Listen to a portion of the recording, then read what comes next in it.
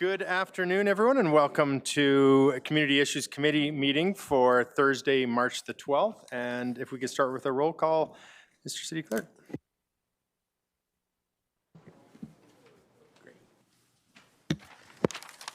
Thank you, Mr. Mayor. Councillor Bieber?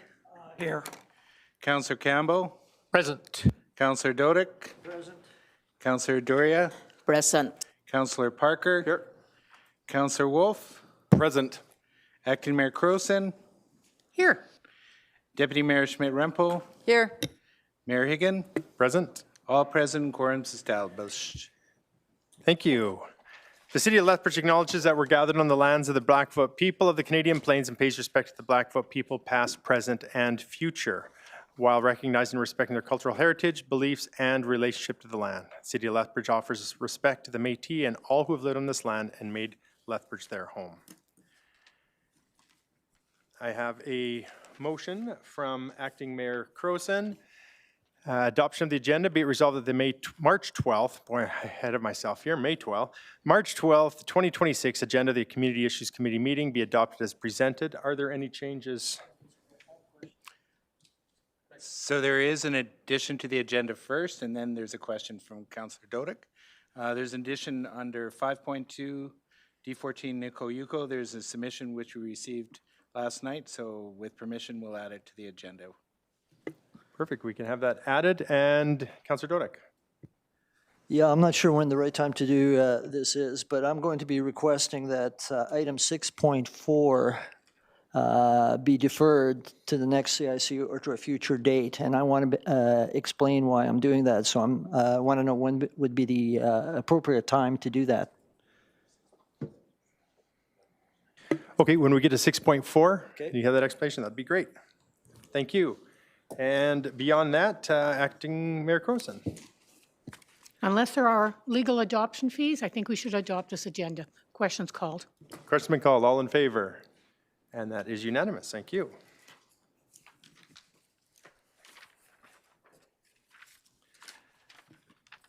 Next, I have a motion from Councillor Wolf. Consent agenda be it resolved that the Community Issues Committee approve the minutes of the Community Issues Committee held on February 26, 2026 and authorize the Chair and City Clerk to sign the same. Councillor Wolf.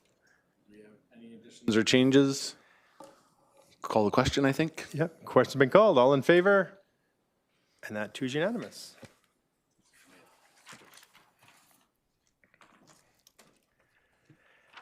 Now, first up for presentations, we have it's a motion from Councillor Campbell, but it is for the major event grant request, 2026 Taekwondo International World Cup. And I'm not sure if who's going to present that. That's going to be yourself to introduce. Go ahead. All right. Come up, Mr. Grindle.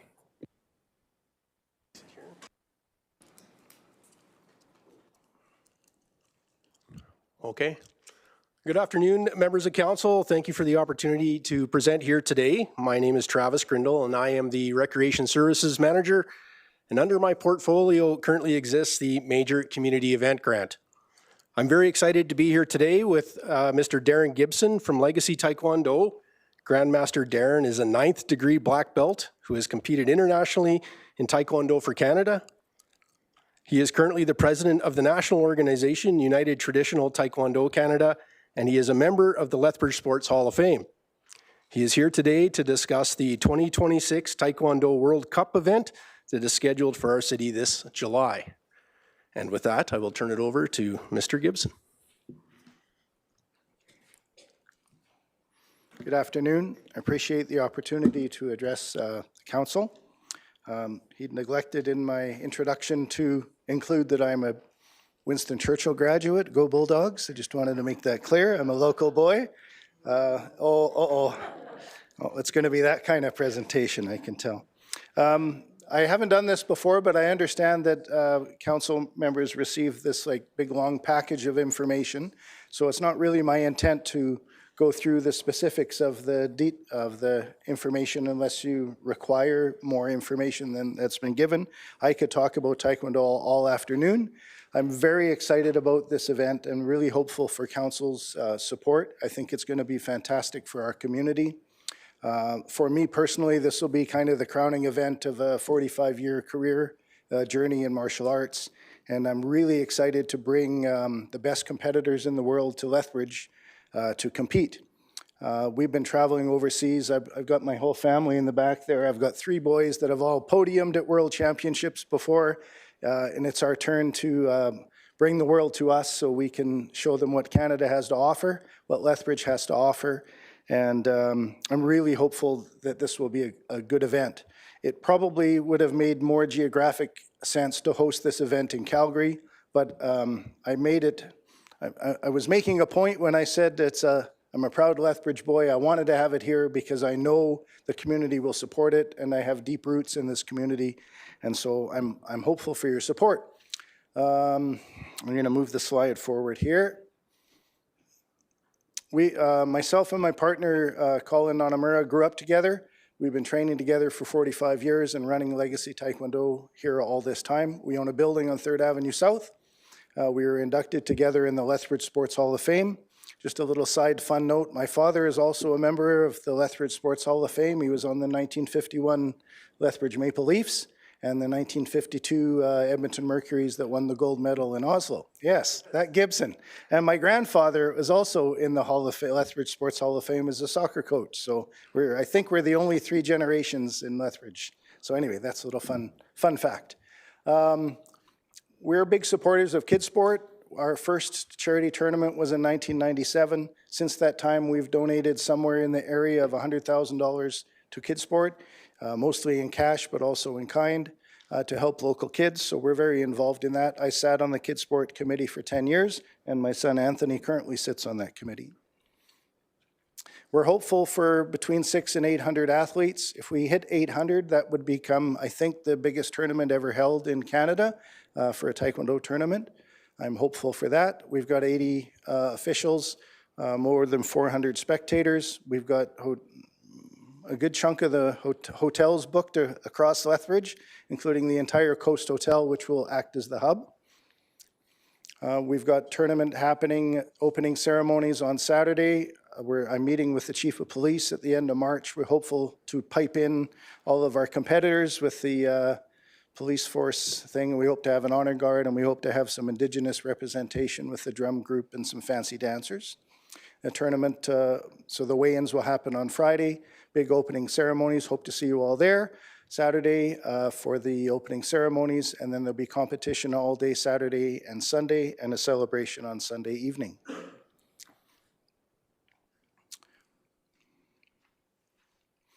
We're also hopeful to live stream this event, which is turning out to be a technology learning opportunity for me to try to live stream eight rings simultaneously around the world is going to be a challenge, but that's something that hasn't happened before, and we're hopeful to be the first people to be able to do that at an event of this magnitude.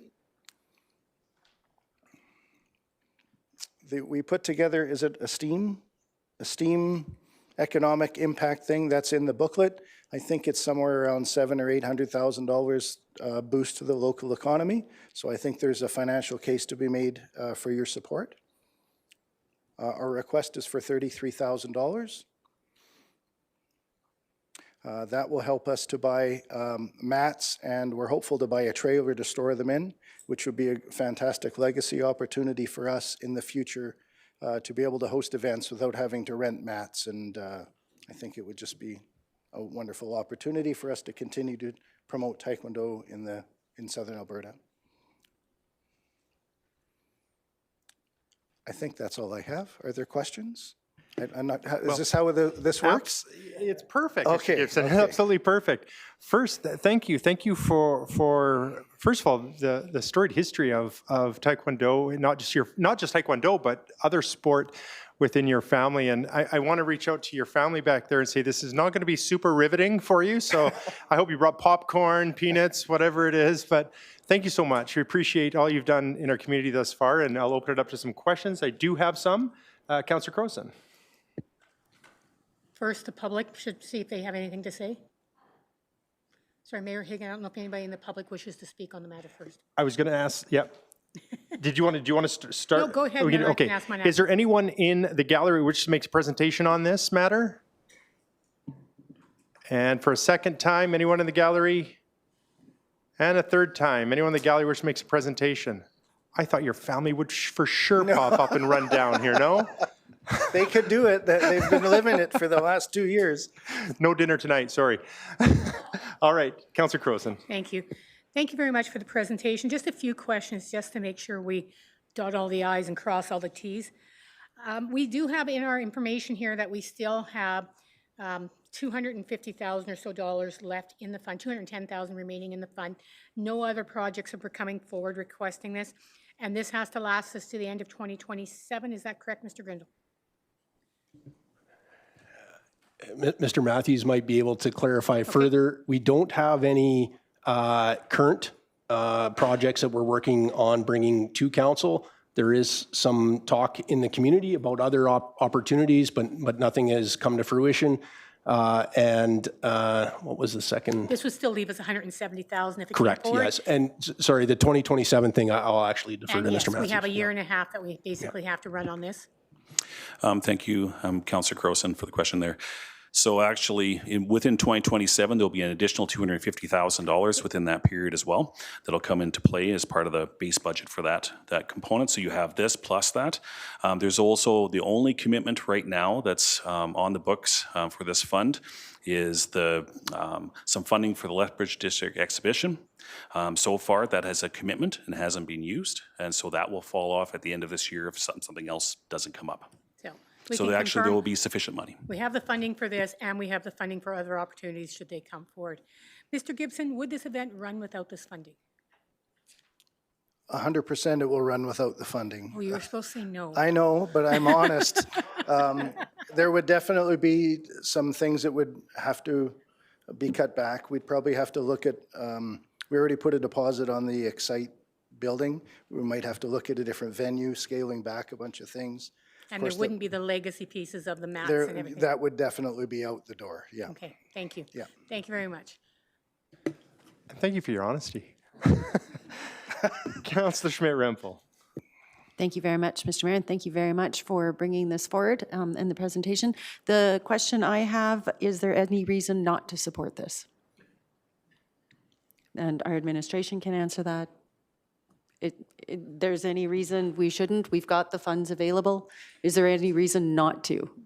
But by all accounts, the process that we go through in reviewing the applications as they come forward, it checked all of the boxes but one, in that there isn't a bid process, and the policy loosely asks whether it has formally been through a bid process before coming to council. There is no bid process for this event. This has happened before, and that would be the only eligibility question that would come into question. So any unintended consequences from that? None. Okay, thank you. Councillor Campbell.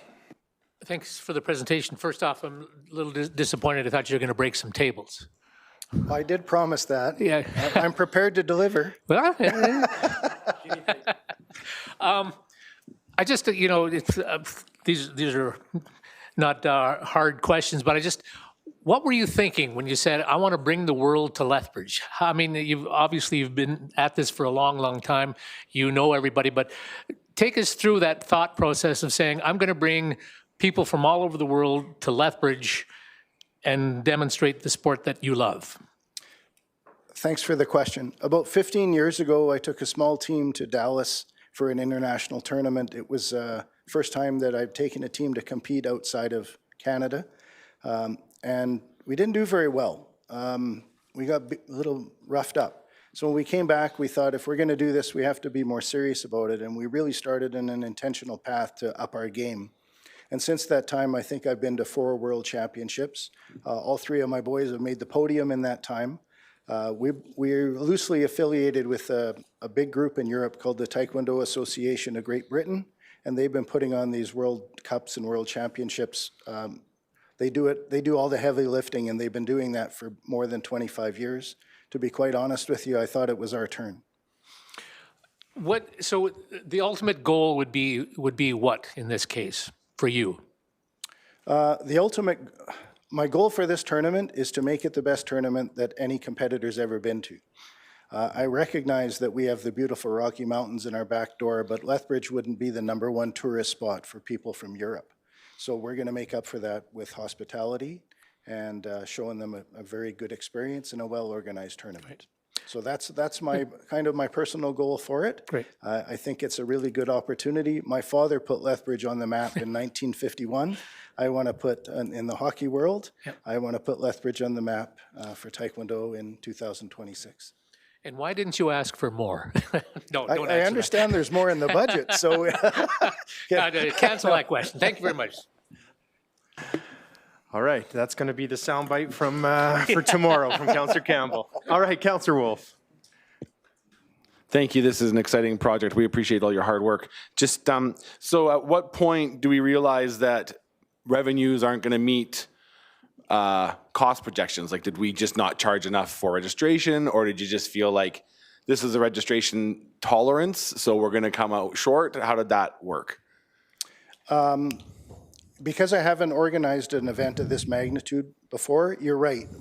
I pulled a number, 600 is my target. If we come up with 300, the shortfall comes out of Darren's pocket. I'm that committed to this project that we'll have to top up what it is, and we eat cornflakes for the next few months. So that's the tolerance, that's the level of my commitment to this project. Thank you. Would you say this is an up to $33,000, or do you feel like that's going to do the trick? Well, I wouldn't ask for more, and I wouldn't ask for less than we need. Okay. So, yeah. Okay. Finally, would a fundraiser where you box like somebody at this group here, would that help? No, I'm just. Can I take a minute to assess the room? A Thank you. couple of you look a little scary, I'll be honest with you. Thank you. Appreciate that. Hey, we got a volunteer over there by the looks of it. All right, Ryan. I have a glass. All right. I see no further questions, but so to open debate, I'll read the resolution. It's be it resolved that Community Issues Committee approve the request for $33,000 in funding to host the 2026 Taekwondo International World Cup, with the full amount to be funded for the major community event grant budget in alignment with, and number 2, authorize the city manager to sign a funding agreement including such reasonable terms and conditions as required. And number 3, authorize the mayor to prepare and distribute a letter of support for the 2026 Taekwondo International World Cup event hosted by the Lethbridge Legacy Taekwondo Club. And with that, Councillor Campbell. Yeah, you know, this is what this fund was put for, you know, and what a glorious opportunity to bring the world to Lethbridge. We have a gentleman who's got a history in sports, Hall of Fame, knows what he's doing, been around the world, knows how to get these people to Lethbridge a proud, I mean, it's Winston Churchill, but okay. But despite that, you know, this is, I mean, it really, I mean, and also the amount of success that he and his family have had in the world of Taekwondo. And it's just, I mean, this is just a perfect reason to say yes. And as Councillor Schmidt-Rempel said, is there any reason to not put this forward? And there is none. So please. All right, I do have Councillor Bieber. Echo what Councillor Campbell said. This is just a fantastic project. You know, we're going to get so much exposure out of this. And the fact that you are so committed to this, that you're willing to put your own money behind it, that shows how committed you are to it. It shows what this means to you and this whole community. And I'm really happy you're going ahead with this, and I see nothing but good things for our community. So thank you so much for doing this. Thank you, sir.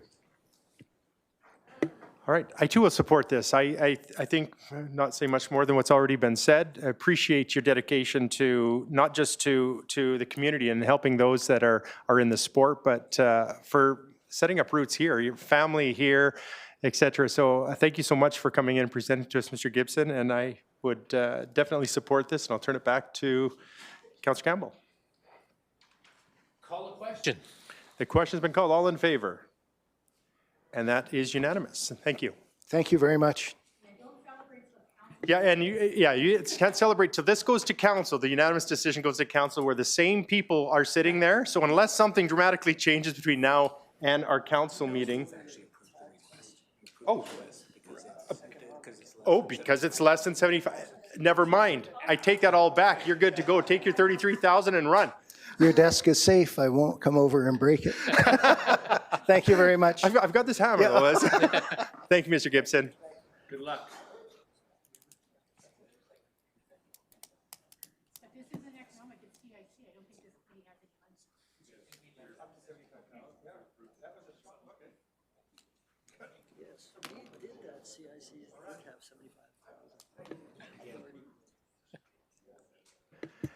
Thank you. We'll move along to presentation 5.2. I know all the colleagues have received that presentation, but I'm sure that if you want to go over that presentation, we'll call up those from Nikayuko Japanese Garden Pathway, the CIP amendment. I'm not sure who it is, Mr. Matthews, Mr.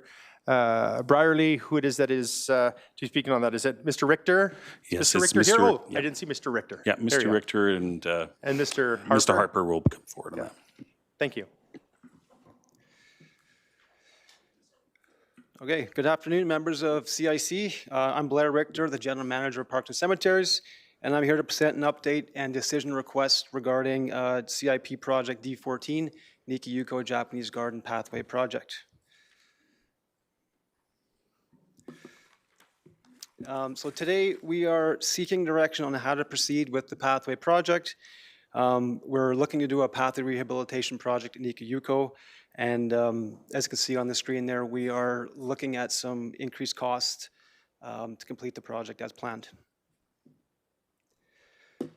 Quick background on the project. In June 2021, Council approved the project as part of the 2022 to 2031 CIP with a budget of $679,000. The project is underway and administration has been working closely with the garden. The detailed design phase is now complete. And so far, $66,000 has been spent up to date. The challenge we are facing currently is that the estimated construction cost now exceeds the approved CIP funding due to a couple reasons. Construction cost escalation over recent years, limited site access and logistical complexity, and the need to protect sensitive living assets within the garden. So to move forward, the project now requires an additional $550,000 for the exposed aggregate concrete material, which is the preferred option, or $260,000 for asphalt. Some information for you regarding the current condition. The pathway conditions throughout the garden vary. While the pathway isn't failing structurally, there is edge deterioration and cracking that has accumulated over time. In a typical park setting, replacement at this time might be considered premature. However, Nikayuko is a signature, high-profile site and a key cultural destination. Maintaining its aesthetic quality and accessibility is an important driver for this project. I've shared a few photos to help understand the varying conditions on the screen here. Some of the things you'll notice is the large cracking, which is evident in photos 1 and 3. Photos 1 and 5 display the unevenness between the path and the bridge, which can cause issues for mobility-challenged individuals. Photo 2 shows deterioration along the edge, which is one of the worst locations in the garden. And lastly, photos 4 and 6 display cracks that are more of a visual concern.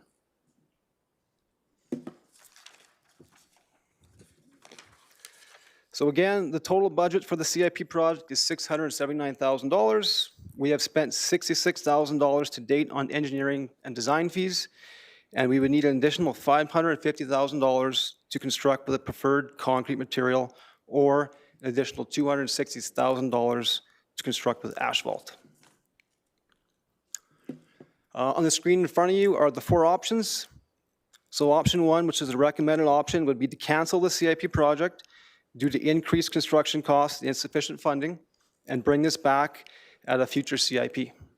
Option 2 would be to cancel the project and not resubmit at the next CIP. Option 3 would be to construct construction using the preferred material and approve an increase of budget of $550,000. And option 4 would be to proceed with construction using the asphalt material at $260,000 increase to the funding. With that, I will open it up for questions. I've got Mr. Harper here with Rec and Culture. I've got members of the garden here to speak to it, and I've also got Mr. Dyson, who is our engineering consultant from MPE in the room, if you have those kind of questions. Thank you very much, Mr. Richter. First question I have is, I'm not sure, Mr. City Manager designate, when I see something like this and see some of the photos and stuff like that, is the safety part of it. I look at the price, and that's a whole nother conversation. However, what can we do to make sure, whatever the decisions are, if it's option 1 through 4, to make sure it's safe for folks that are attending Nikayuko or in that area, because with the crack stuff, you don't want to have a safety concern. I can take that question. Yeah, obviously, safety is important. In the Japanese Garden Master Plan, which was completed in 2024, there were no observations of critical safety items. So as of right now, to my understanding, safety isn't the main concern with the pathways.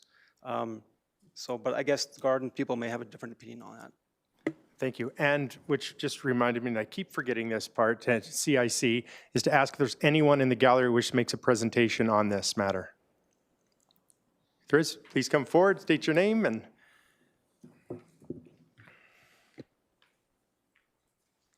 Dawn Sugimoto, I'm the president of the Lethbridge and District Japanese Garden Society. Thank you for the opportunity to speak to this and for entertaining our letter, which we realized was at the 11th hour, I think quite literally. We do appreciate the opportunity to weigh in, and we recognize the city of Lethbridge owns and maintains the structures and the living assets in that garden. And we also appreciate that City Admin has approached this project with an eye toward aesthetics and ongoing upkeep needs. As a society, we're day-to-day operations, programming, and advocacy. And from our perspective, the worst outcome would be cancellation. Cancellation and deferral in faint hope of, I don't know, prices getting better. We know that's not going to happen.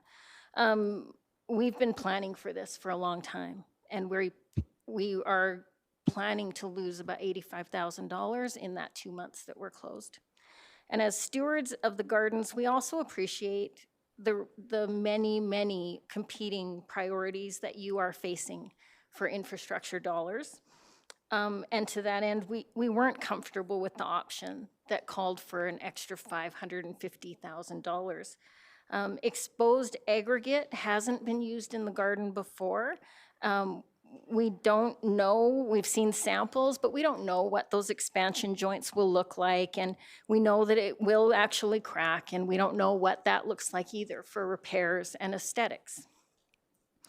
My understanding is that asphalt path that we've been looking at pictures of was last worked on with an overlay in the mid-1990s, and that is a long time ago. We know that its lifespan is probably up. The path was rightly identified in the master plan and the CIP before that as needing to be replaced. Asphalt is a known material in our garden. We know that it starts out jet black and ages with grace to gray, and I can appreciate that. It has served us well. The garden is 60 years old this year, and it has many needs that were well captured in that 10-year master plan to ensure that it's preserved for the history, for the future. The path is ironically where the rubber meets the road in terms of preservation.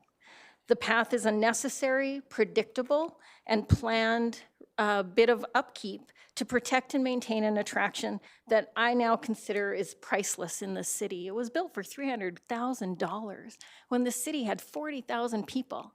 Like, that's wild to me. And that's irreplaceable. I mean, we were just talking with the Taekwondo people about trying to get people from around the world who are coming to that event to come to the garden as well. The society would be happy for the path to be replaced with asphalt within the 2-month period that we're already planning to be closed. And we're open if there are other methods that could be even more cost-effective, even if that work can be done before summer of 2027. We have a couple of quiet months in early spring.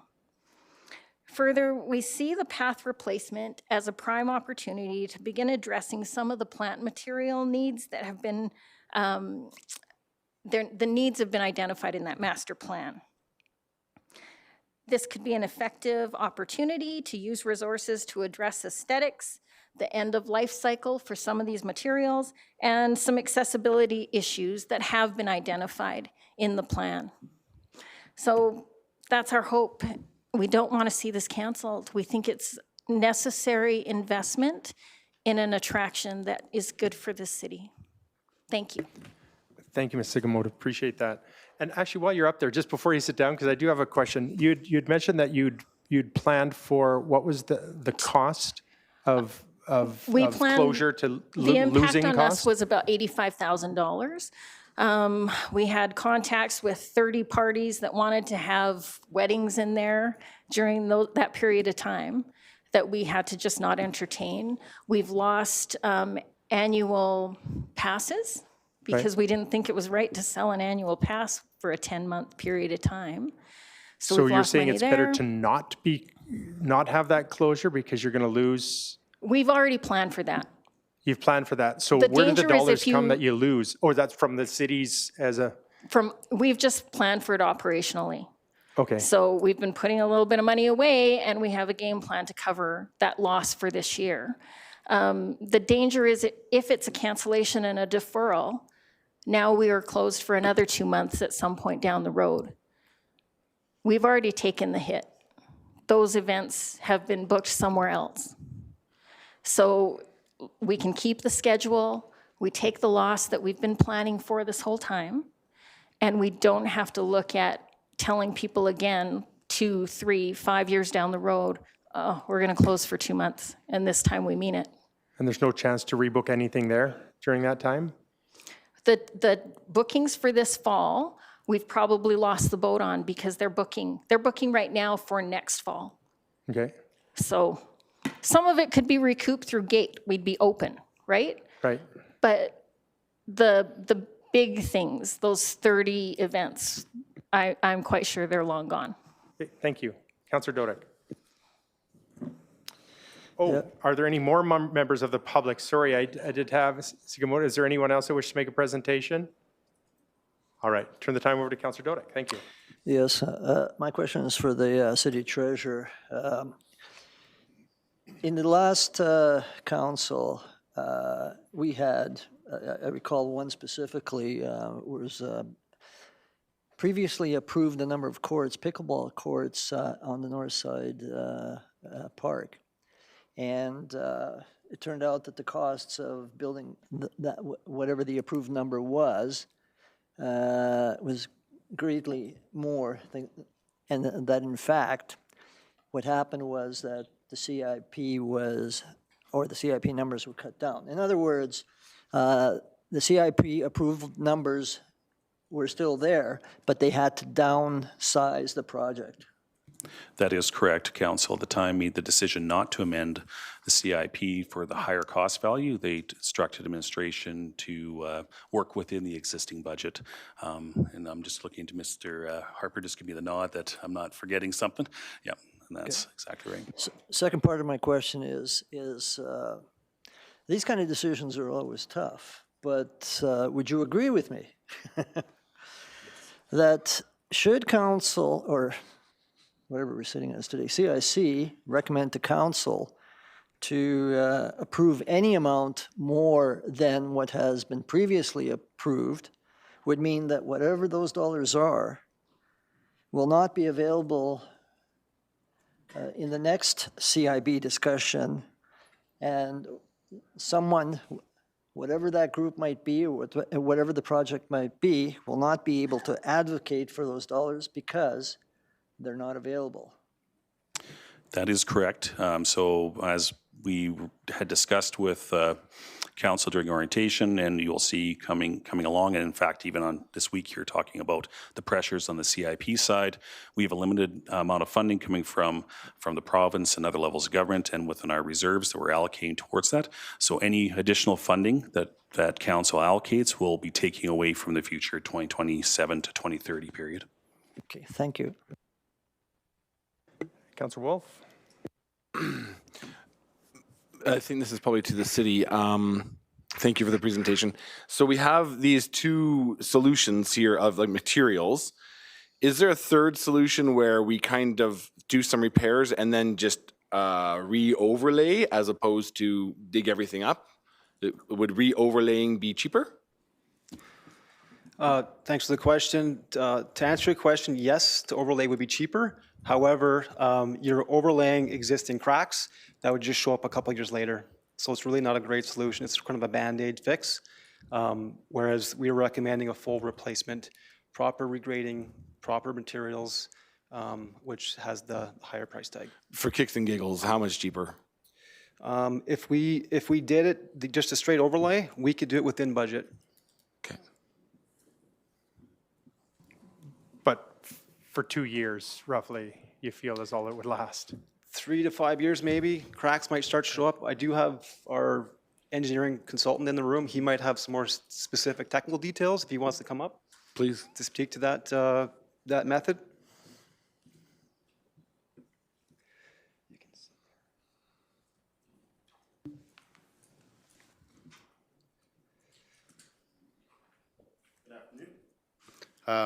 Yeah, as far as cracks go, when there's a crack, it's usually below the ground, and so it continues through. When you just place something on top, it will show up.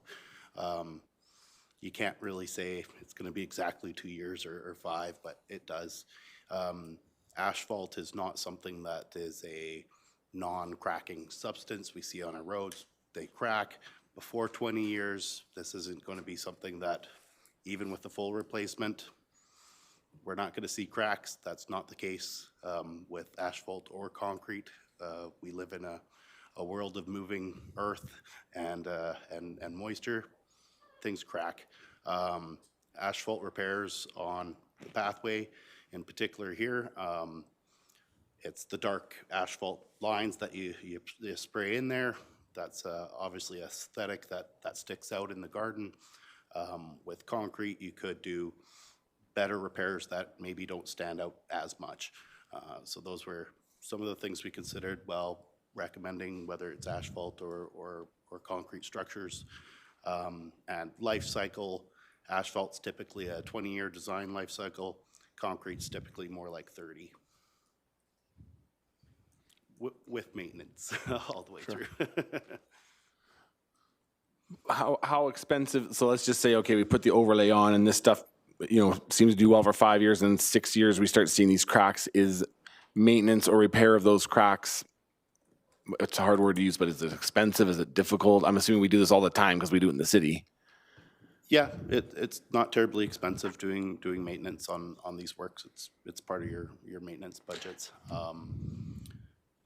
Honestly, the pathway, how it looks now, there's a few cracks, and we're talking about replacing it. So if we're looking at just doing maintenance. Right. Okay, thank you. I appreciate that. Thank you. Thank you. Thank you. Councillor Schmidt-Rempel. Thank you very much.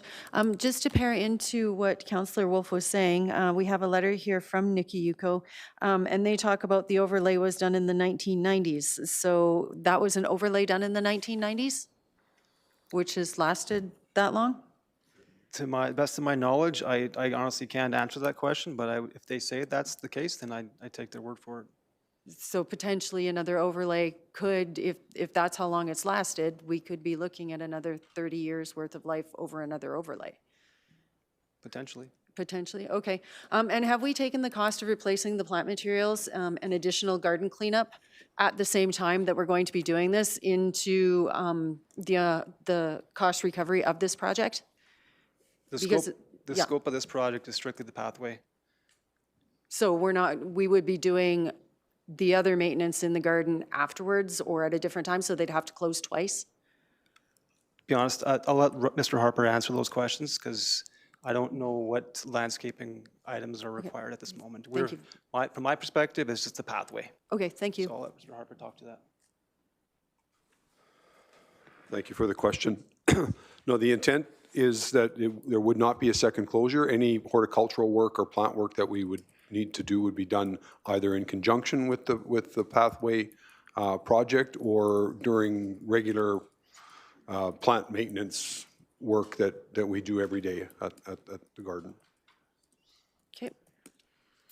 And then I think this will go back to you, Mr. Richter. If we do postpone this, how much longer will we be pushing this out for? Because we're looking at 2027 as their 60th anniversary year. I believe there are celebrations planned. So we wouldn't be seeing any work done until probably 2028? So depending on the decision that's made by CIC today, if option one is that option, we would come back in the fall, the next CIP process, and if approved, we would aim to start as soon as possible if we have proper funding in place, meaning 2027 or 2028, working with our partners at the garden. Okay. And I guess, yeah, no, I'm just looking at trying to figure out, because they do have 2027 as the 60th anniversary. So they'd have a lot of events and projects going on and then would have to lose funds again. Do we know how much costs may increase if we start deferring it out that long? So the one concern is that possibly the material rates go up. We can't confirm that they'll go up or down or stay the same at this time, but that is obviously a risk associated with deferring it. Okay, but if we did the overlay, we could work within the existing budget to get this done. That is correct. Thank you. Thank you, Councilor Doria. Thank you, Ms. Mayor. My question is, maybe Mr. Chair can answer this. It was reported that there was already 66,000 spent on the project design. Is it?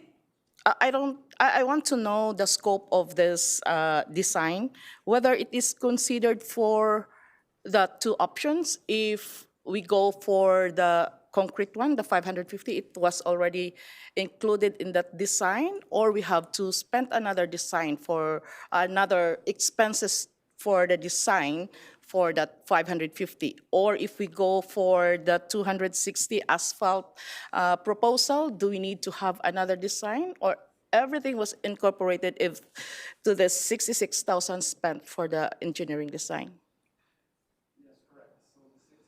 $1,000 spent on design already would not have to be redone. We could use that design money for either option. Okay, one more question, Mr. Mayor. We just have, you just have finished the general master plan for the Nikayuko. Are we already considering how much cost we have to do for the maintenance moving forward for the 10-year master plan? Was there already incorporated there? I'll refer to Mr. Harper on that question, please.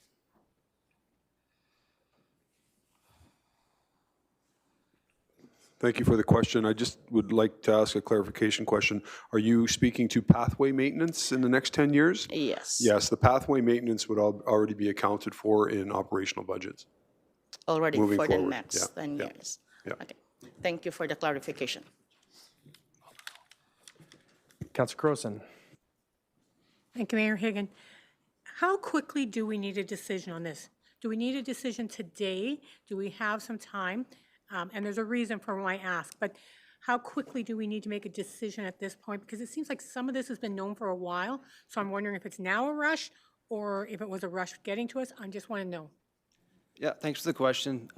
If a decision is made to proceed with constructing this year, we would need that decision soon so we can actually hire a contractor to do the work with the planned schedule we have, which is end of August to the end of October. If it gets delayed a bit, we may lose our construction window for this year. Okay. So we have had a partnership with the Japanese Garden Society for 60 years now. But let's look at this from a liability perspective. Unfortunately, I don't see Mr. Lowen here. What is in our contract? If they do have to delay this because we don't do it, are we liable to cover their costs for the lost events, things like that? Do we know have we asked those sorts of questions? Because I know the cost of the material. I need to know the cost of a delay. I need all of that sort of information, reputational cost, strategic cost. Are we responsible for covering those costs? Are they? And then we just have them, they have to accept the cost? Thank you for the question. Unfortunately, the current agreement does not address a closure like that and lost revenue, so that would be probably a situation where we would have to have conversations with the society to determine what the outcome of that is. As President Sugimoto mentioned, they have actually accounted for the loss for this year, and they were prepared to accept that loss. However, moving forward, if we delay it and there's another closure, that has not been contemplated, the So additional cost. they may have this year's loss and another year's loss, and based on what we have now, they may have to bear all the cost of both those losses. The way it stands right now, yes, because there's nothing in the agreement that contemplates that. Okay. How long did they plan, how long, I'll ask Nikki Yuko this, how long have you planned for this closure, the current one that you're expecting?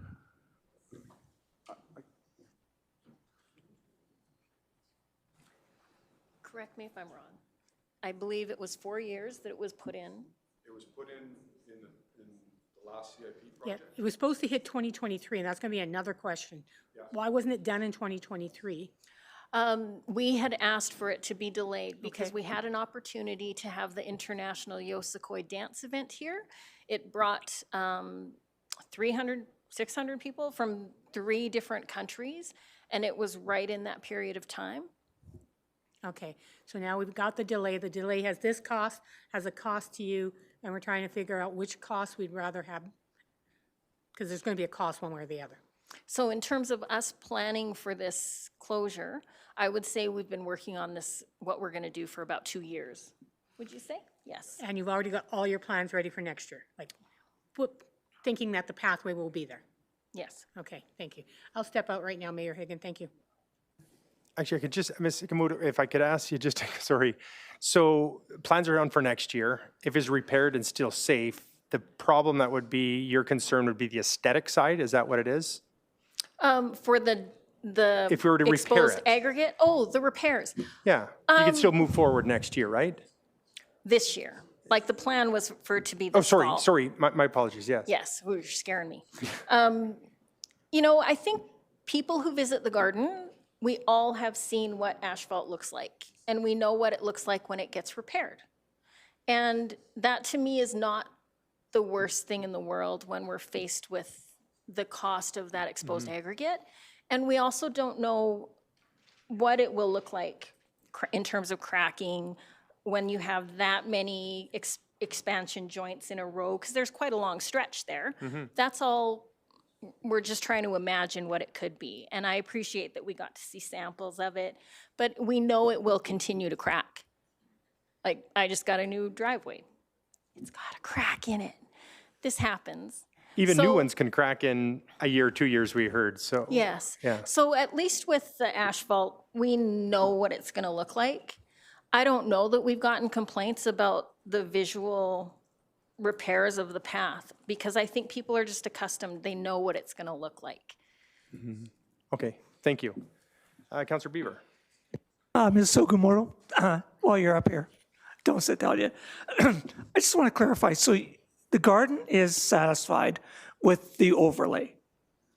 The garden would be, that would be okay solution for you, and that you're confident that would suit your needs for X number of years. Well, we're not engineers, and we Right. don't pretend to be, but I just go off of what I'm understanding the history of that paved path has been to this point. And if it was in fact done in the mid-90s, which I understand from our institutional historian, that is the case, it has done pretty well. And for me, the worst thing imaginable is it doesn't get done at all. Thank you. Thank you, Councillor Campbell.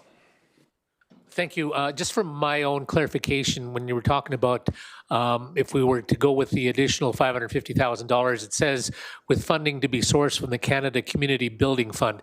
Can you tell me what that is? And is that okay? I mean, is there money there, or is it a matching thing? Thank you, Councillor Campbell, in that regard. So the Canada Community Building Fund, and I think most members of council would still see it in its old term, would be the federal gas tax funding. So this existing funding that the city gets, so it's not new money, it's the funding we already have that we would be allocating towards the next CIP. But that's the funding we would use. That was the funding that was originally earmarked for this project. We would just take additional from it, which would take away from future projects. So, okay, so but that money is there. The money's there. It's just that it's now going to be used to the next CIP for all the this. projects coming through, whatever council makes the decisions on. So if council decided to use it for this, there would be less of it for the For fall. other projects. That's correct. That's what I wanted. Thank you very much. Thanks, Mr. Mayor.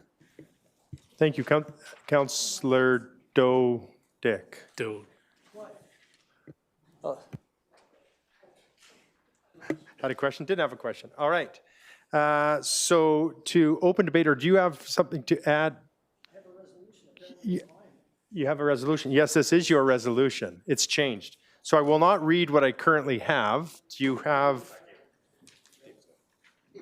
All right. So the resolution moved by Councillor Dodick, as he did a friendly on his own resolution, is be it resolved. It starts from scratch. This is very different than the previous one, but that's all right. So it be resolved that the Community Issues Committee recommends that City Council retain the capital improvement project budget as it is to allow for the ability of the Nikki-Yuko Japanese Garden and the City of Lethbridge to attempt to come to a solution within the approved existing budget. So Councillor Dodick to open.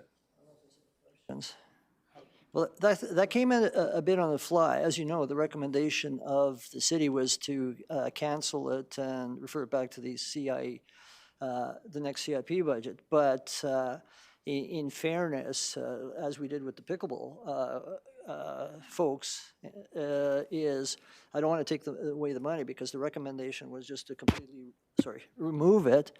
But I want to retain those funds because that is something that has been approved, and to give the Nikki-Yuko Gardens and the city an opportunity to work within that budget to achieve a result that works within that budget, rather than just say no.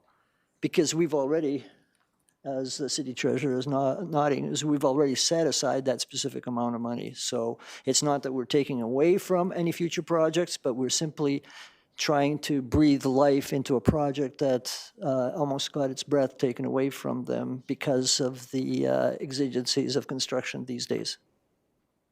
That's my open debate to it. Continue debate, Councillor Croson.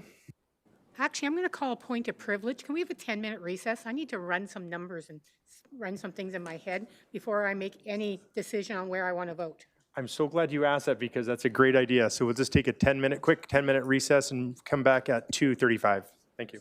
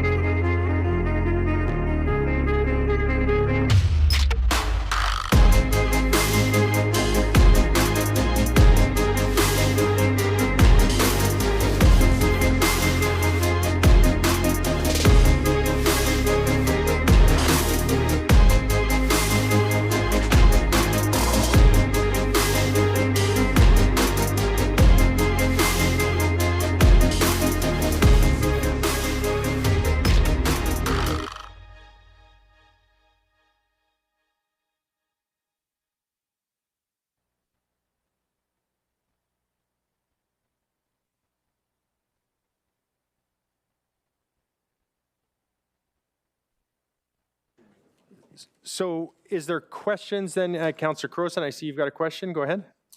I just think we need to have some clarification, because if we go with this motion, it means the only option that everybody has seen is the overlay asphalt option, which would be right within the budget that is set.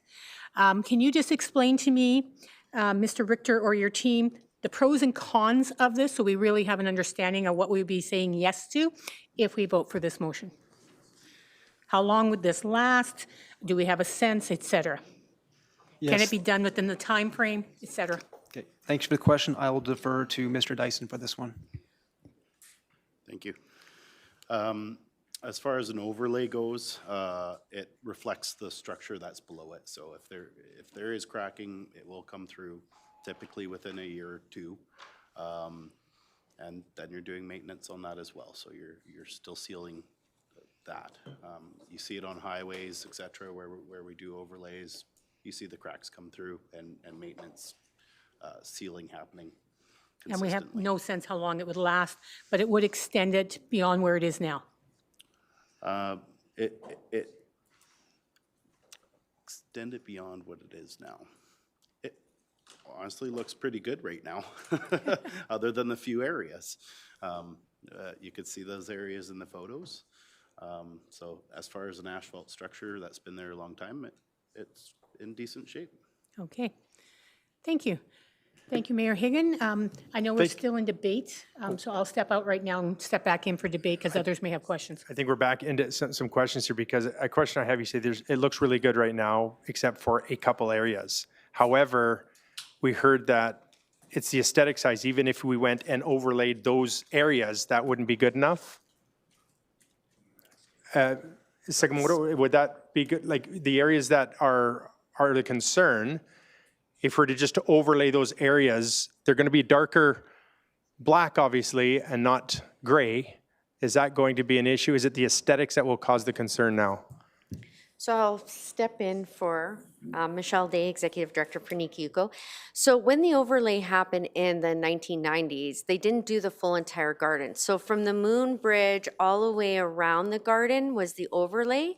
The courtyard and from the Moon Bridge to the Mughal Pine and the Prairie Grass was not overlaid. So that specific spot and the courtyard probably wouldn't need to be done at all, but that one spot would have to look at like a full replacement because it was never overlaid to begin with. But the rest of the path, to your question, Mayor Higgins, the aesthetic piece is that consistency. And so when you have these tar patches or you're just gonna black out some of those paths, you're losing that consistency and that color. So if we did the overlay, looked after some of these spots, it would fade over time equally. So again, giving that visual look of consistency through the garden. So if we're to engineer, if we did overlay on the areas that you said it's quite good except for a couple areas. If you overlay that, it's going to be darker. We've already heard that. Could you not tar the rest of it? Did you not? I've seen sometimes with asphalt, you could actually, in different parking lots, they'll do it. They put to make it black again. They'll tar over it or whatever it's called. I don't know if it's tar. Yeah, it's a seal coat. Seal coat. Could that not do? Or keep it consistent, fix the two, and then tar the whole thing, or seal coat it? Seal coats keep the same color. typically stay darker. Yeah. They don't fade as much. Yeah. Which has been something. And will fade together, as we've heard. I've heard they don't want fading. Okay. So, They don't want fading. do you want? We don't mind fading. No, not fading, but non-fading. So it will remain dark. No, we don't want that. I know. Yes. Okay, good enough. All right, if you have a question, Councillor Wolf, are you in for debate? Okay, Councillor Croson, is that you in for debate? Yes. All right, so to open debate again, if you want to, okay. Oh, question, Councillor Campbell, go ahead. Just, I guess maybe to Ms. Sugimoto, just as the resolution is right now, when you see the, City of Lethbridge to attempt to come up with a solution with the Japanese gardens in the existing budget, what goes through your mind with that? Where can we, because we're not canceling it, we're going to try to figure out how to do this. We're open to trying to figure out how to do this. So that will entail back to the drawing board with the city, I assume, or your own ideas or some other aesthetics, or reaching out to other organizations? Yeah, we're not privy to every option that's been looked at. We're not engineers, but we are open to at least having that conversation about what's going to work best and what's going to live within our means, because, you know, we know there's differences between needs and wants. That path needs to be replaced at some point. It can't be deferred forever. And I think we could probably find something. Like our suggestion was that idea of full replacement just on those parts that are really problematic. There's some plant work that could be done in those same areas, and then perhaps overlay where it's not so terrible. And so, I mean, you said to cancel this project would be the worst case scenario. So this gives you at least a pretty good case scenario. It hopefully gets us a new path that looks new-ish. Right. That addresses the many things wrong with the path. Great. Thank you. Thank you. So we'll continue debate, and I'll move to Councillor Crowson. Thank you. I think that we've turned this around a few times. I will be supporting this. I think there is an option that can be done within the budget. Is it the perfect long-term solution? No. But is it a solution that I think all the groups can live with? Yes. It makes sure that we are not seeing two closings in the park, and yet we are still maintaining our assets. So I will be supporting this. Councillor Bieber, or sorry, Councillor Wolf.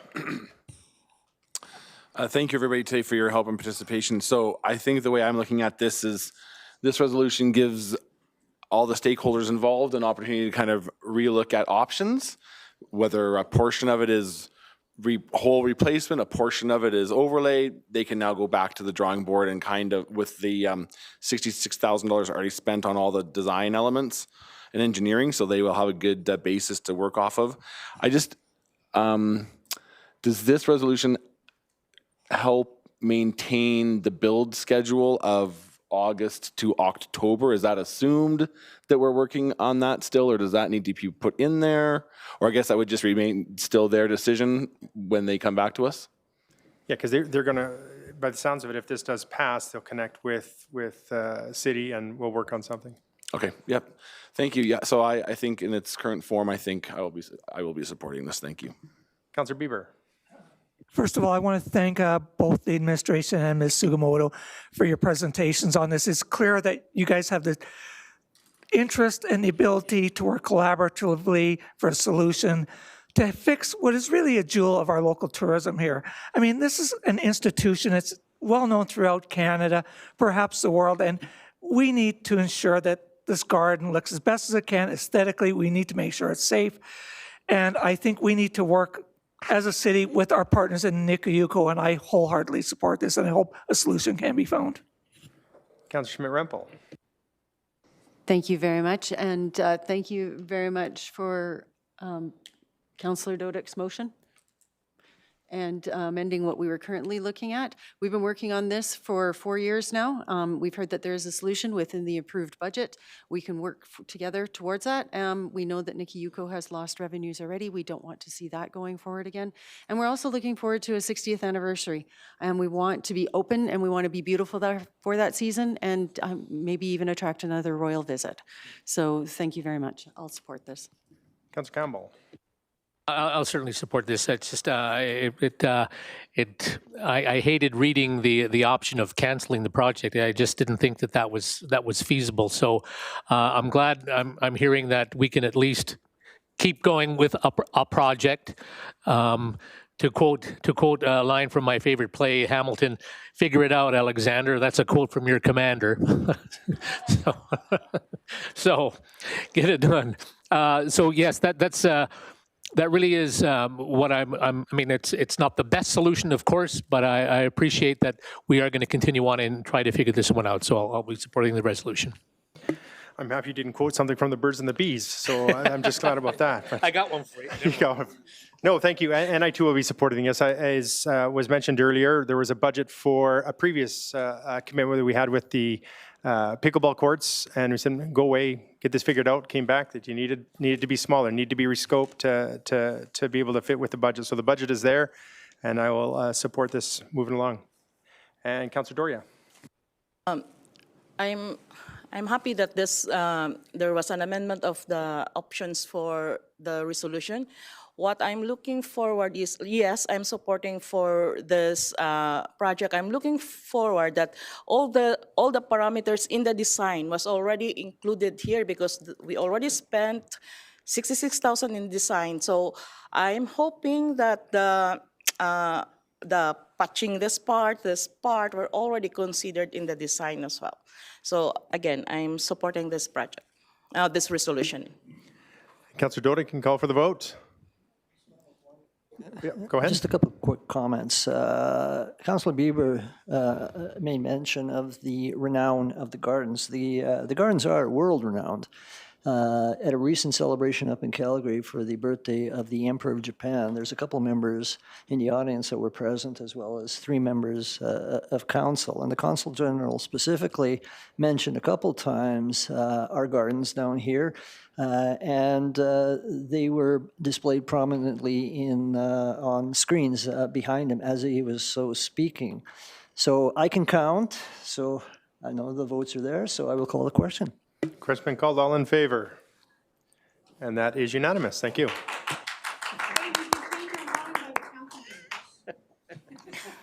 I can clap.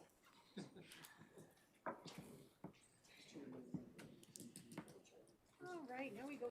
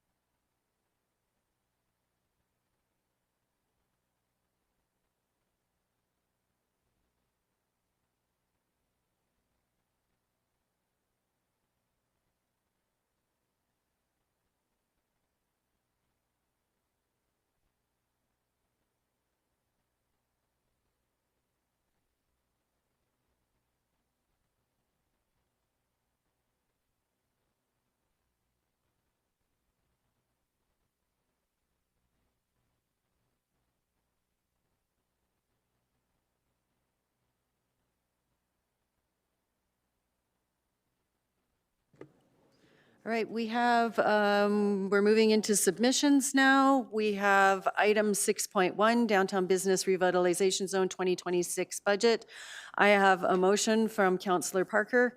Be it resolved that the Community Issues Committee directs that City Council approve the Downtown Business Revitalization Zone, DBRZ, 2026 budget of $322,612.50 as provided in attachment 2 in accordance with section 11 of the Alberta Regulations 3/2016 Business Improvement Area Regulation. Do we have any members of the public who would like to speak or present this? Ms. Ames, I see you in the audience. Would you like to speak to this? You don't have to, but if you would like to. Thank you. You're welcome. For the opportunity. Yes, hello, good afternoon, everyone. We are hoping that Council approve the Downtown Business Revitalization budget of $322,000 for the 2026 year. This money becomes leveraged into a much, much larger sum with a great deal of value-added service and community benefit by virtue of being able to run the Clean Sweep program out of our bricks and mortar, as well as to be able to do the engagement, the initiative, the social media, the marketing, et cetera, that we do in order to maintain the vibrancy in our downtown. Thank you very much, Ms. Ames. Was there anybody else that wanted to speak to this at all? All right, seeing no other speakers, I'll entertain questions from council. Councillor Crowson. Thank you. My question is actually for you, Ms. Ames. It's not about the budget. It's about the letter we got from a member of the Downtown Business Associate or Business Group related to the free parking. Did you get a chance to read Dr. Dick's letter around free parking? Do you have any comments on that? I know that's between you and admin, that there are ways that we're doing free parking, but as soon as we offer free parking, lo and behold, all of the employees seem to have parked in front of his spot, so his customers couldn't get there. Are there ways to still do the free parking that you've been wanting to do and to address his concerns? Is this something you're working on with administration? Just, I would like your if there's any comments you have at this time, or if you need more time to review it, I'd be fine with that as well, as long as you are aware of it and have been given some thought to it. Yeah, thanks. Thanks for the question. Certainly, I'm aware of the letter. The free parking that was negotiated between the BRZ and the administration was just meant for those 2 years of the pilot project. So I'm not anticipating any more free parking being negotiated at this point anyway, because our project is over and we're waiting for the review of the same. In terms of dissuading employees from parking outside businesses during those free parking days, we do ongoing education through our newsletter, through social media, et cetera, to ensure that we try and get the message out to as many people that this is for engagement and economic vibrancy as opposed to free parking for employees. Okay. Or more convenient parking, let's say, for employees. But the free parking is put on hold right now since the pilot is done, and yeah, no matter what we say to employees, they make their own decisions? Correct. All right, thank you. Thank you, Chair. Do we have any other questions from members of council? Nope, seeing none. Councillor Doria? Okay, thank you. I just want, like I saw the proposed budget for 2026. I just want to know how much is the difference between the 2025 budget and this year budget? Is there really a big difference? Because I cannot see the previous budget. And in your, I don't want to know the itemized numbers, but just I want to feel, is there really a big gap for the 2025 and your proposed 2026 budget? Thank you for the question. What we did this year, as we've done for the last couple of years, is raise the levy by 10%. So essentially, it's a 10% increase. Our 2025 budget came in, or the levy rather, came in at 267,000, which was leveraged into an overall budget of 846. This year, we're hoping for a levy of 294, which will be leveraged into 980-some thousand. Thank you, sir. Oh, one other thing. While I didn't submit these, I do have copies of our brand new annual report, and I bought enough copies for everybody here. And if you're interested, I can just leave them with Mr. Westerson so that you can get a bigger, better picture of the downtown. That would be great. Thank Yes. you. Awesome. Thank you. And my picture's in it. And Belinda Croson's pictures in it, yeah. All right. Do we have any other questions from members of committee? All right, seeing none. Councillor Parker. Question. Question's been called. All in favor? That carries.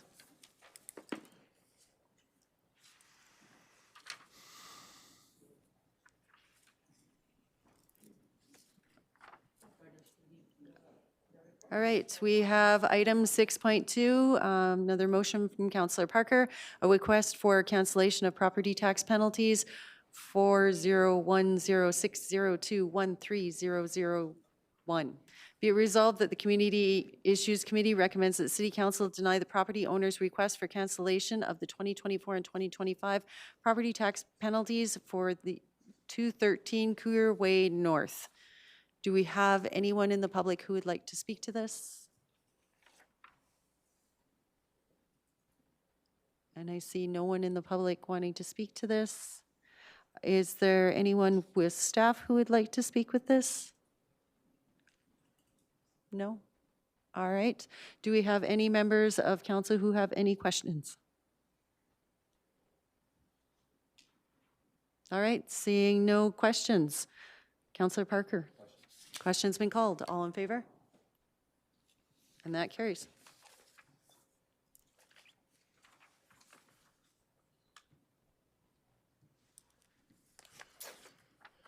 Item 6.3, we have 2025 property tax cancellation request 42021071100001 from Councillor Dodick.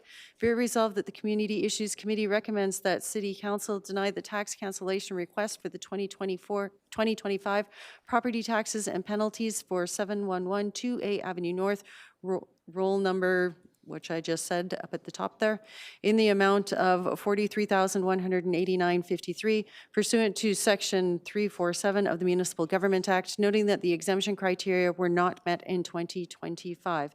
Do we have any members of the public who would like to speak to this? Please come forward and state your name at the podium.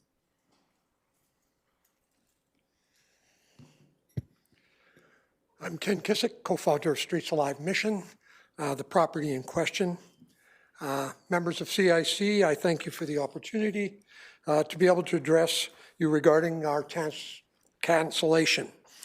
I first want to commend Amy Wellich for her friendly assistance in explaining the complexities and the intricacies that are involved in reviewing the request like ours. She was cooperative, providing both past requests, potential future requests, and indicated that she would be recommending that our request be denied.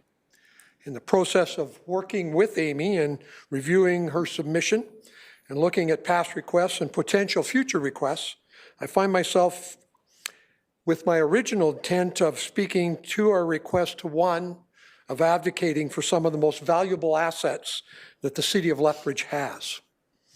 In reading yesterday and today's newspaper, the challenges faced by City of Lethbridge regarding budgets, increasing costs, downloading by provincial and federal governments, and to maintain services are very significant and challenging. Every revenue dollar counts. I get it. Property tax revenue is a fixed line item that can be calculated. What cannot be calculated is the intrinsic value of the services and programs provided by the community's charitable, benevolent, and religious organizations. Without these organizations, the health and the welfare of this entire community is affected. COVID taught us that.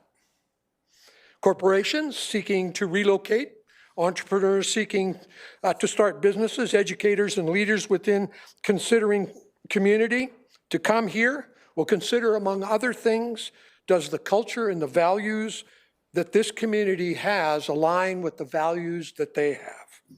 Lethbridge and area is an extremely generous community, and that generosity adds to our value.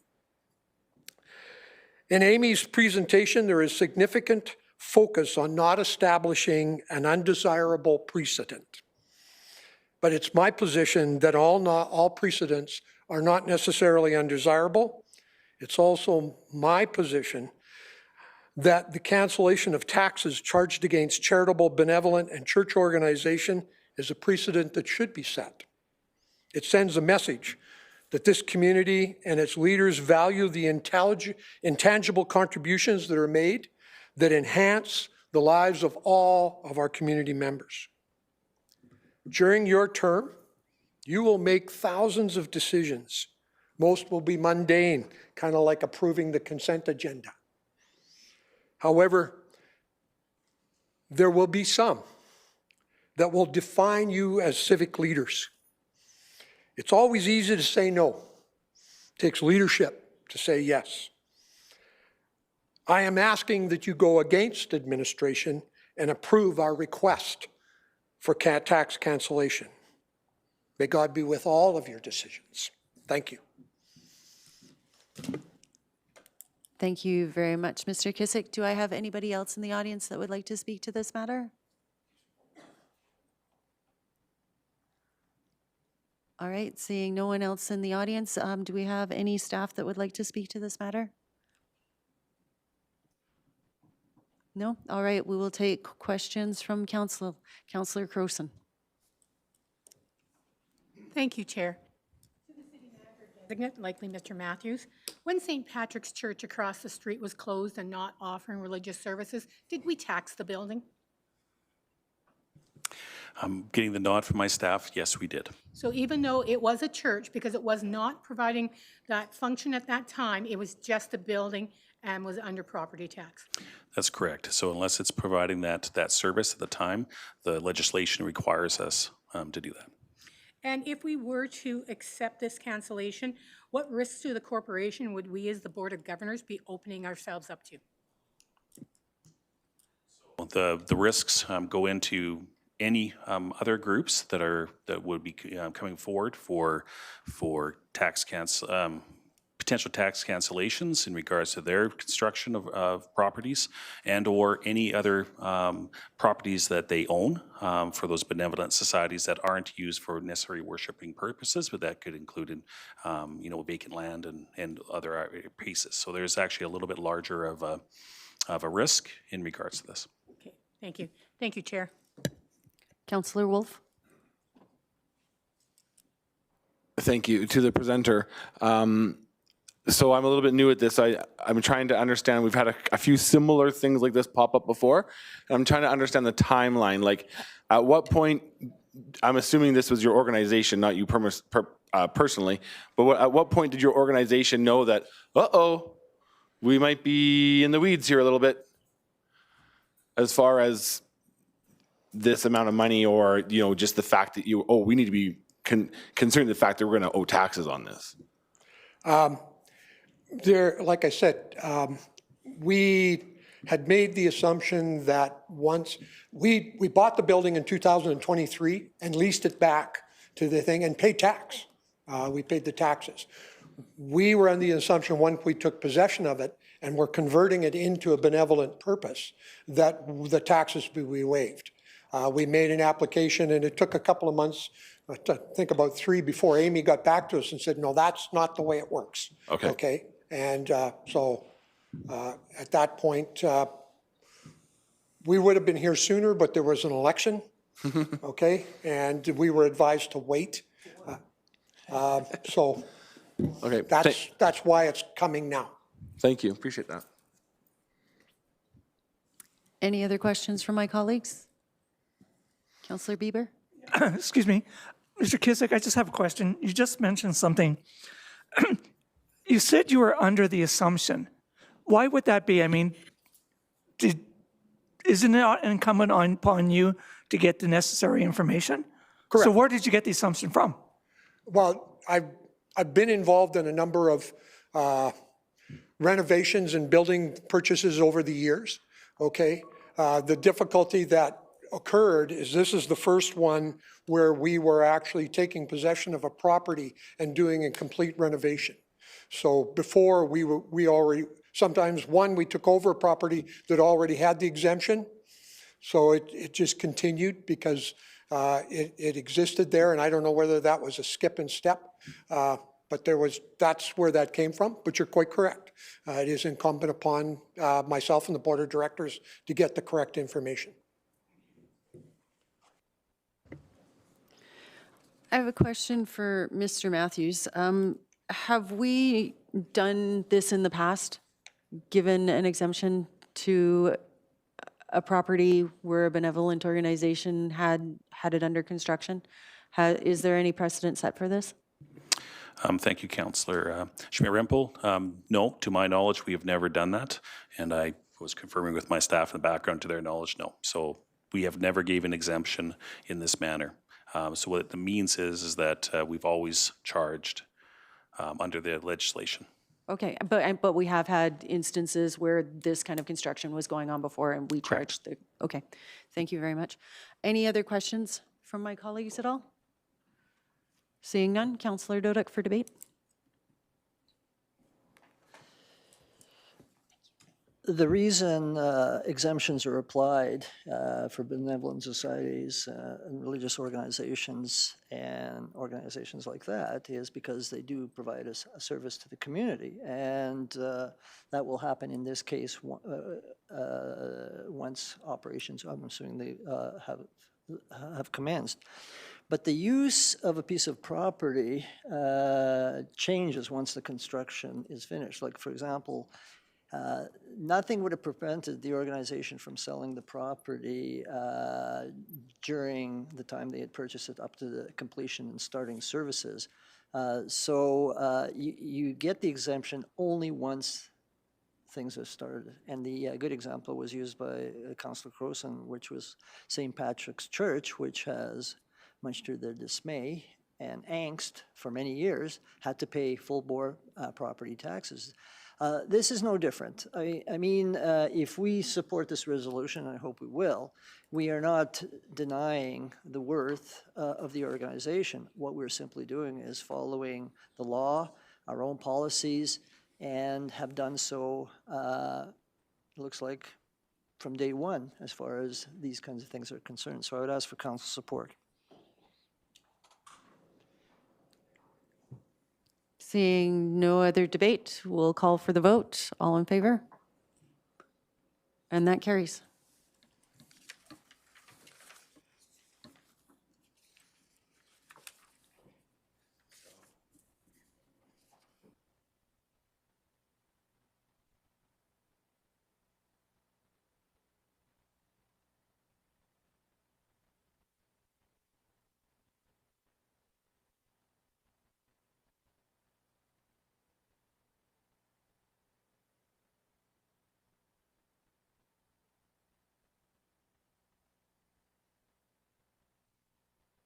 Okay. All right, we have item 6.1, tax assessment notices report. I know we want to have some discussion around perhaps postponing this one. I'm going to read the resolution out. Be it resolved that the Community Issues Committee recommends that City Council, 1, direct administration to implement option. She has to read it anyways.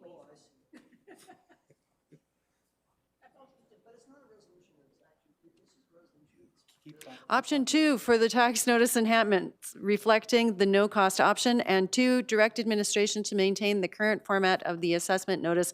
Option 3 with no changes at this time. Do I have any questions in the gallery on this one? Seeing none, is there anyone from staff that would like to speak to this? Seeing no one? Councillor Dodek. Okay. I would like this, well, actually, it's a deferral motion, but it's also a deferral on direction. Let me explain a bit. And this is something that has bothered me for some period of time, and I've made it clear to administration, and apparently it's fallen completely on deaf ears, and it continues to fall on deaf ears. I want to be able to read a report that is easy for me and the public to read and be able to refer to specific portions of the material, and in our case, during question period. So we have a 133-page agenda, of which this comprises 70 pages, okay? It refers to 9 attachments, and I had to spend a significant period of time trying to figure out the attachments because they're not clearly marked as attachments.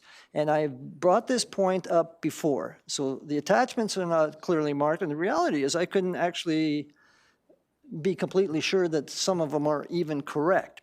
So the report is made up actually of 5 sections, 9 pages called Tax and Notice Assessment Reports, which is paginated but not sequential to the agenda. So if you look at the agenda, there used to be at the top, it said 1 of 133, whatever of 133. There's nothing on the online thing that says that. There's certainly nothing here. That particular section is paginated. Yes, it's 9 pages long. But then you go to number 2, which is what we heard. Apparently we heard from 33 people that 82% thought that we should have certain things in the tax assessment. But that's for another day. That was 4 pages. It was paginated as to that report, 1, 2, 3, 4, but not paginated as to or sequential to the agenda. Number 3 is a Granicus report, which I will have lots of questions of if this gets deferred, or if it doesn't get referred, I have a lot of questions about it as to why it's even there, how much it costs, and that sort of thing. But it's not paginated at all, but there's some numbers at the top right, being orange in color, which you can't read, and it says something, something of blank. Okay, so that's of no assistance. Fourth section is 26 pages, Economic and Finance SPC, which I'm not sure what that's there at all for, but it's there, 26 pages. It's paginated, again, as to that particular section, but not sequential to the agenda. And number 5 is 15 pages of tax notices and assessments that are not clearly identified as attachments.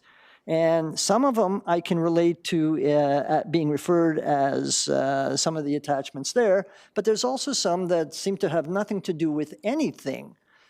This was supposed to be a simple request that is morphed into a 70-page report.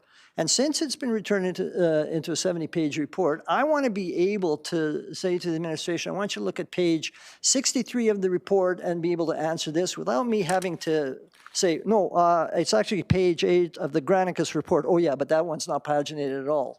So I'm requesting not only a deferral to April 16th, but I want the report to be made clear. First, as to the attachments, so we know exactly what we're talking about, and the pagination, so we can refer to administration and say, what's up with this?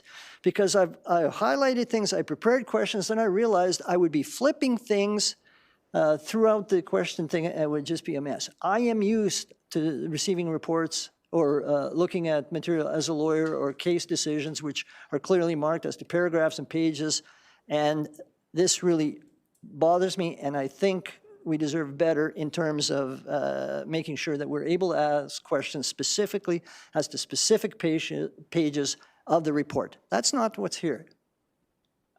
Does it sound like I'm not happy? So, I'm not. Councillor Dodek, am I correct in the information that you would like to make a motion Yes. to postpone? Well, Yes, then that's what I'm looking for clarification on. okay. What would you like your I'd like to motion make be? a motion that the report or the. Do you want to take should we take a brief 5-minute recess and you can put the motion together? No, I can put the motion together right now. All right, go I for would it. say resubmit the 70-page report, clearly identifying the attachments that are indicated page 9 of the first part of the report, as well as paginating the entire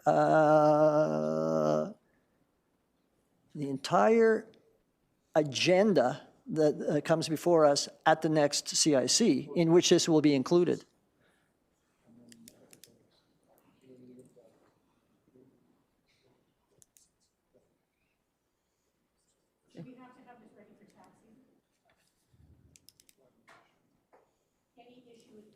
No, in fact, if you read the report, it looks like the vendor we've been dealing with has been asked questions but has not responded to us, and it looks like that the earliest we could do it is 2027 in any event. Okay. Sorry, Councillor Croson. That's okay, I'll just talk over my mic. Well, can we get you to confirm that this is what you want to see, Councillor Dodek? It's up on the screen. Oh. Right there, in front of you.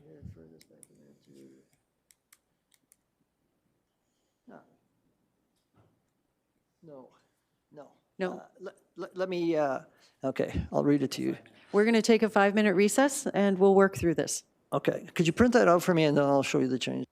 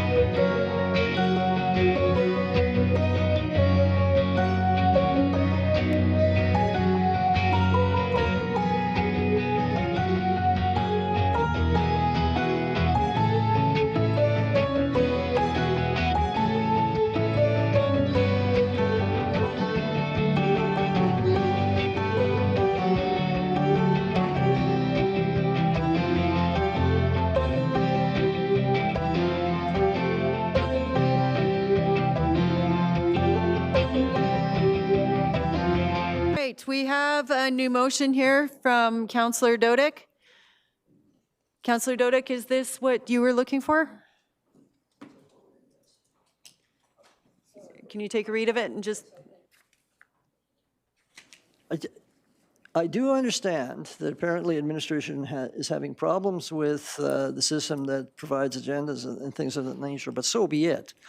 I don't really care whether it's sequential all the way from page 1 to 133 of the entire agenda, but at least if it's sequential to the agenda item and that the attachments are clearly identified, so I know attachment 1 means this and not something else. So that's what this motion hopefully is saying and will be understood to be saying.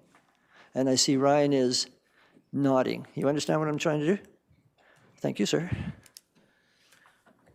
all right, so we have a new motion from Councillor Dodick. Be it resolved that the Community Issues Committee refer this back to administration to number the pages sequentially for the entirety of the report and clearly identify attachments 1 through 9 and return to April 16th, 2026 meeting of the Community Issues Committee. Councillor Dodick for debate. Yeah, don't make me cry. Please vote for this. All right, seeing no one else for debate, all in favor? And that passes. And we still have to do the original motion, don't we? No, we don't. No? They'll come back next time. So You're taking this one. Do you need that one back? whatever, sure.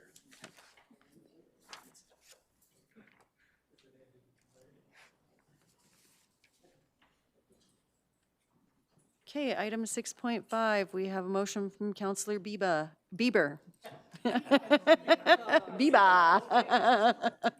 Councillor Bieber, amendment to Lethbridge Land 2024 to 2027 work plan. Be it resolved that the Community Issues Committee recommends that City Council amend the Lethbridge Land 2024-2027 work plan as presented in attachment 1. Do we have anybody from the community that would like to speak to this? I see no one. Do we have anybody from the staff that would like to speak to this, highlight anything? All right, seeing no one, I have questions from Councillor Dodick. No, nobody turned me off. Oh, okay. All right, we'll turn Councillor Dodick off, please. Councillor Crowson. Sorry, just a question as to this. Are these projects prioritized, or is it just in the scheduling, and that is the way we decide the priority of these?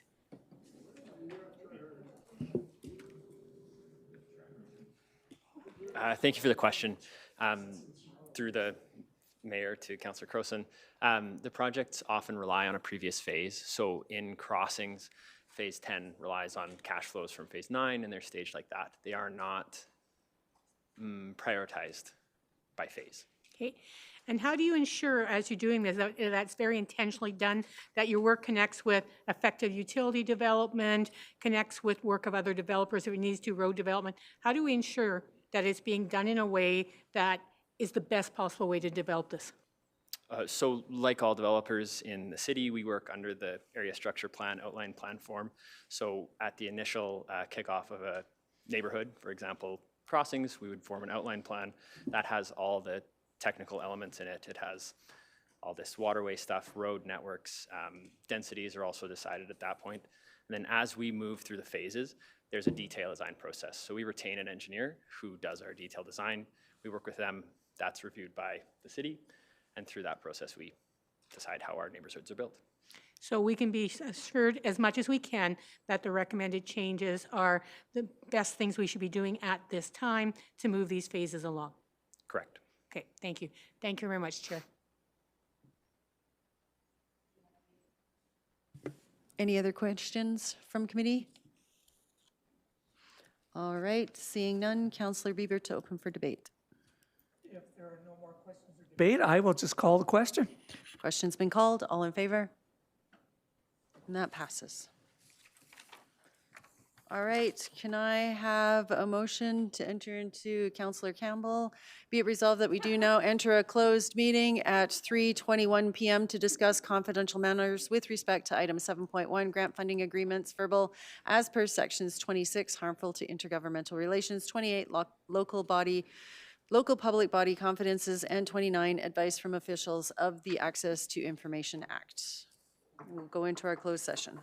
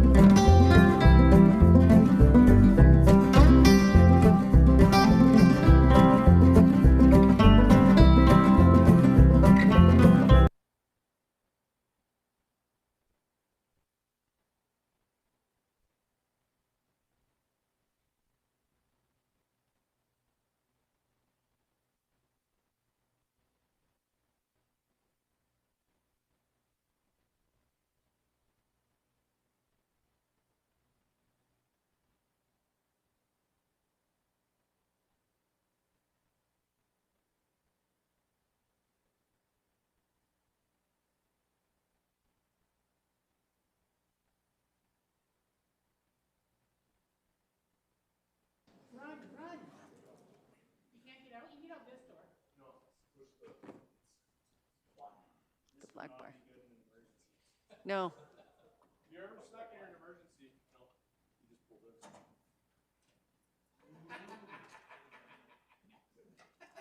Good thing everybody showed us how to get out of here. Push the black bar. We weren't concerned with about you. We're concerned about. Doesn't, yeah, we don't. We can always get a new council.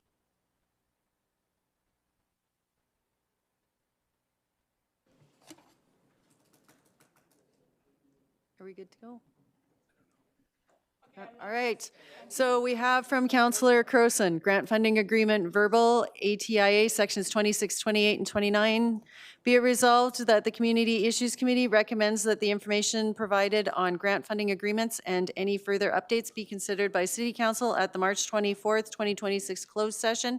And further be it resolved that the Community Issues Committee direct that the closed meeting document, discussions, and report with respect to the grant funding agreements verbal remain confidential pursuant to sections 26, harmful to intergovernmental relations, 28, local public body confidences, and 29, advice from officials of the Access to Information Act. Councillor Croson. Councillor Dodick will cry if you don't vote for this question. Question's been called. All in favor? That passes, and that's our meeting. Thank you very much.